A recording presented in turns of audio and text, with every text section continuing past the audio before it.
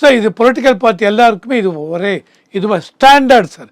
Anything அவங்கள against the political vendetta, that is a point. Political vendetta, political வெண்டட்டான்னு சொல்லுங்கள், இதுன்னு சொல்லுங்கள். 3வது வருஷம் 2, 5, 10 வருஷம் போச்சு. திரும்பி 11வது வருஷமும் மக்கள் என்ன பண்ணாங்க, மோடி வேணும்னு தேர்ந்தெடுத்தாங்க. அந்த அளவுக்கு பிஜேபி அரசாங்கத்து மேலே நம்பிக்கை இருக்கிறது. சரி, இப்போ இடி உள்ளே வராங்க, இதுவும் வராங்க.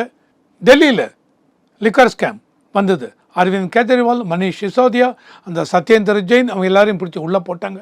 தெலுங்கானா கேசி ராவுடைய அந்த சந்திரசேகருடைய டாட்டர் கவிதா அவங்களையும் பிடிச்சி உள்ளே போட்டாங்க.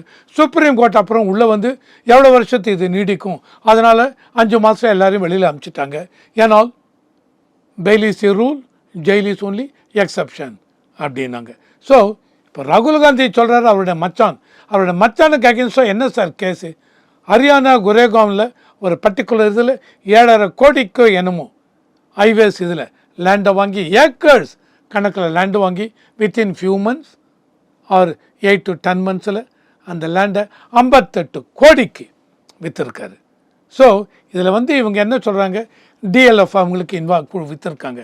இதில் இவங்களுக்கு தெரிஞ்சே தான் இந்த இவங்களுடைய அரசியல் இதை இன்ஃப்ளூயன்ஸை யூஸ் பண்ணி அந்த இடத்துல லேண்டு எவ்வளவு சீப்பாக வாங்க முடியுமோ அதை பொலிட்டிக்கல் பவரை இன்ஃப்ளூயன்ஸை யூஸ் பண்ணி வாங்கிட்டு வித்தின் ஃபியூ மந்த் 58 கோடிக்கு விற்றுருக்காங்க. இதுதான் இது. அதனால் இவங்க ரொம்ப நாளாக இதை ஃபாலோ பண்ணுறாங்க. நிறைய அதில் ஜுடிஷியரி இன்டர்வென்ஷன் இருக்குது.